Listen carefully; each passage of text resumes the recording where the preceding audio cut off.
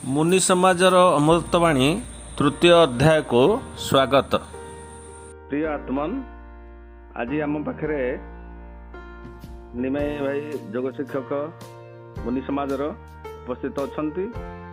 तांको प्रकृत रे योग करिबा पई केउं व्यक्ति उपयुक्त बा केउं व्यक्तिर हक सुग करिबारे अछि से विषय रे किछि आलोकपात करिया पई ମୁଁ ତାଙ୍କୁ ଅନୁରୋଧ କରୁଛି। ନିମା ଭାଇ ଜୟ ଜୀ। ଆପଣ ଟିକେ ଯୋଗର ଉପଯୁକ୍ତ ବ୍ୟକ୍ତି କିଏ ବା ଅଧିକାରୀ କିଏ ସେ ବିଷୟରେ ଟିକେ ଆଲୋକପାତ କରନ୍ତୁ। ବିଶେଷ କରି ବିବାହ କଲେ ବା ବିବାହ କରିଥିବା ଲୋକ ଯେ ଅଯୋଗ୍ୟ, ବିବାହ କରି ନଥିବା ଲୋକ ଯେ ଯୋଗ୍ୟ, ସେ ବିଷୟରେ ଟିକେ ଆପଣ କୁହନ୍ତୁ। मुनि समाजर अमृतवाणी धारावाहिक भाव में चलुची। ये प्रकृत सत्य कथा लोकलोचन को आने एवं लोकलोचन को मध्य दर्शाऊची। लोक माने जा भावी थांती कि प्रकृत रे योग साधन क्यों माने करि परिबे, जे बाल ब्रह्मचारी होइथिबे तांको मतरे गृहस्थ केबे योग करि परिबो नाही। सेमाने काहेकि भाबंती, सेमाने भाबंती जने गृहस्थ विभिन्न कर्म रे व्यस्त, ता मन स्थिर होई परिबोनी, से प्रकृत योगर अधिकारी होई परिबो नाही। किंतु यह प्रकृति रे सत्य कथा नुह। केवल योगर अधिकारी गृहस्थ व्यतीत अन्य माने बा बाल ब्रह्मचारी से माने करि परिबे नाही। काहेकि करि परिबे नाही ना, सेमानकर किसी निर्दिष्टता रहिबनी। खाइबा, पीवा, सोइबा, रहिबा इत्यादि कौनसी थिरे निर्दिष्टता रहिबो नाही। जेउ घरे स्त्री पुरुष योग अच्छी से ही योगी हो पारिबो। जो घरे स्त्री पुरुष योग नहीं से योगी नुहे, से वियोगी। कहीं जड़े जदि योग साधन करिबो ताकू तार स्त्री बहुत सहयोग करे। केमिति ना खाइबा ठारू आरंभ करी योग साधन समय निरापदा रक्षा करिया पई से सदा चेष्टित। जो घरे स्त्री थाए से जानी थाए मो स्वामी केतेबेले खाती, केतेबेले शुअंती,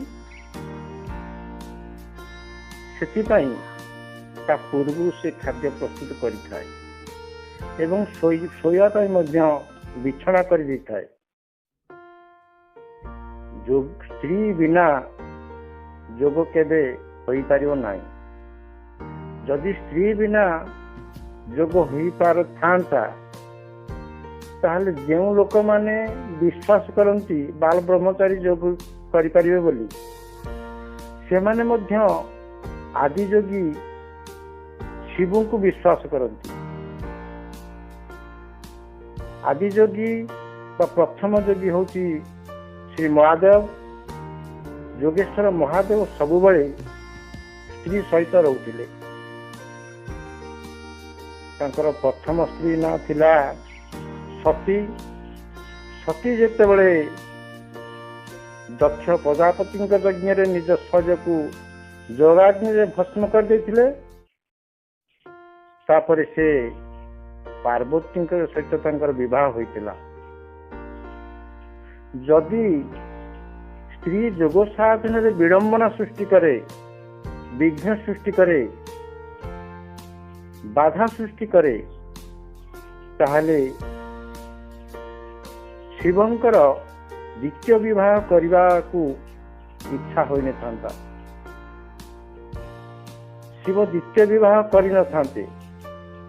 ସେ ନିଶ୍ଚିନ୍ତ ଭାବରେ ଜାଣିଥିଲେ ଯେ ସ୍ତ୍ରୀ ନିଶ୍ଚିନ୍ତ ଭାବରେ ଯୋଗ ସାଧନରେ ଜଣେ ସହଯୋଗୀ, ତେଣୁ ସେ ଦ୍ୱିତୀୟ ବିବାହ କରିଥିଲେ। ଯେଉଁମାନଙ୍କର ସ୍ତ୍ରୀ ନାହିଁ, ଯେଉଁମାନଙ୍କର ଘର ନାହିଁ, ଯେଉଁମାନେ ଭିକ୍ଷୁକ, ଯେଉଁମାନେ ଯାଯାବର ସାଧୁ, ସେମାନେ କେବେ ଯୋଗ କରିପାରିବେ ନାହିଁ। କାହିଁକି କରିପାରିବେନି?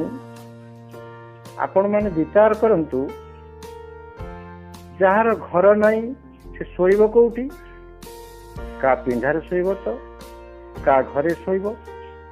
ଶୋଇବାଟା ପୁଣି ସେ ଘରବାଲାର ସୁବିଧା ଅନୁସାରେ ସେ କେତେବେଳେ ଘରେ ଶୋଇବା ପାଇଁ କହିବ। ଆପଣଙ୍କ ନିଦ ମାରିବା ପାଇଁ ସେ ବ୍ୟବସ୍ଥା କରିପାରିବନି। କାହିଁକି ନା ଆପଣଙ୍କ ସ୍ତ୍ରୀ ହିଁ ଜାଣେ ମୋ ସ୍ୱାମୀ କେତେବେଳେ ଶୋଇବେ। ତେଣୁ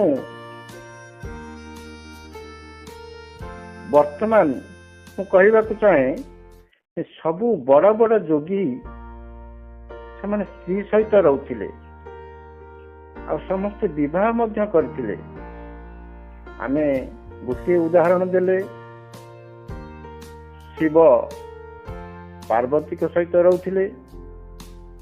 ଆହୁରି ଅନେକ ଉଦାହରଣ ଅଛି, ଯାହାକୁ ସବୁଠାରୁ ବଡ଼ ବ୍ରହ୍ମା କୁହନ୍ତି, ଯିଏ ପଦ୍ମାସନରେ ସବୁବେଳେ ଯୋଗ ଧ୍ୟାନର ଗୋଟିଏ ରୂପ ସମସ୍ତେ ଦେଖନ୍ତି, ତାଙ୍କର ମଧ୍ୟ ସ୍ତ୍ରୀ ସାବିତ୍ରୀ ଥିଲେ। ଗୀତାରେ ଶ୍ରୀକୃଷ୍ଣକୁ ଯୋଗେଶ୍ୱର ଶ୍ରୀକୃଷ୍ଣ ବୋଲି କୁହାଯାଏ। ସେ ମଧ୍ୟ ବିବାହିତ ହୋଇଥିଲେ, ତାଙ୍କର ସ୍ତ୍ରୀ ଲକ୍ଷ୍ମୀ ଥିଲେ। ତେଣୁ ଯୋଗାଭ୍ୟାସ କରି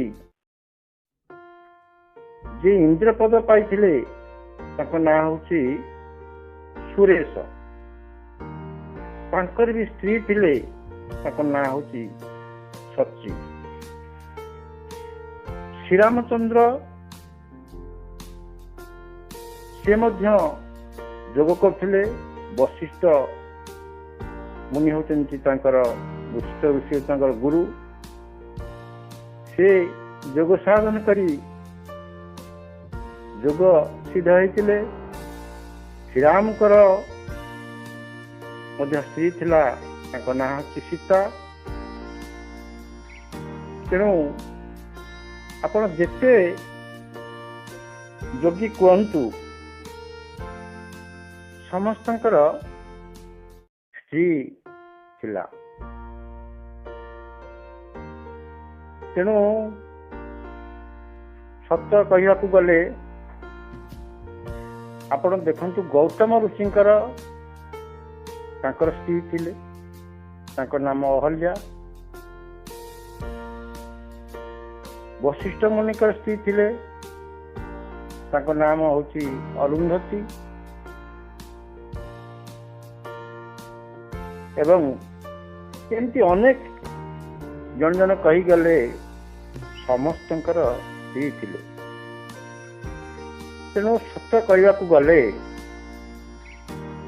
ଯେ ସ୍ତ୍ରୀ ବିନା ଯୋଗ ସାଧନ କରିବା ଅତୀବ କଷ୍ଟକର।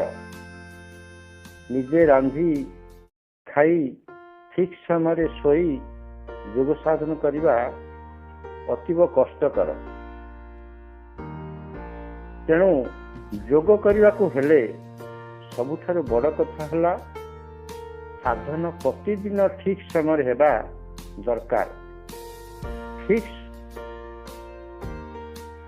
24 ଘଣ୍ଟାରେ ଥରେ ଯୋଗ ପାଇଁ ନିହାତି 2-2.5 ଘଣ୍ଟା ଦରକାର।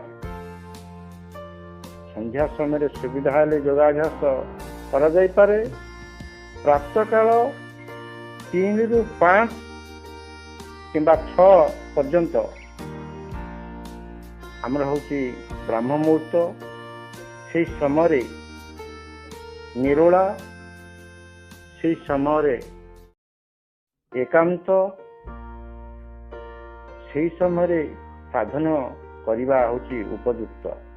ତେଣୁ ଆମେ ଏଇ ସିଦ୍ଧାନ୍ତରେ ଉପନୀତ ହେଲେ ଯେ ବିନା ସ୍ତ୍ରୀରେ ଯୋଗ କରିବା ବି ଅସୁବିଧା, ତେଣୁ ସ୍ତ୍ରୀ ନିହାତି ଆବଶ୍ୟକତା ଅଛି। ଆଜ୍ଞା। ହଉ ଠିକ୍ ଅଛି, ଧନ୍ୟବାଦ। ଆଜି ପାଇଁ ବହୁତ ତଥ୍ୟ ଆପଣ ଦେଲେ, ଯୋଉଟାକି ଆମର ମୁନି ସମାଜର ସମସ୍ତ ସଦସ୍ୟଗଣକୁ ବୁଝିବା ପାଇଁ ଜାଣିବା ପାଇଁ ବହୁତ ସୁବିଧା ହେବ। ଆଜି ପାଇଁ ତାହେଲେ ଏଠି ରଖିବା। ସତ୍ପରିମ ଜୟ ଜୟ। ଜୟ ଜୟ।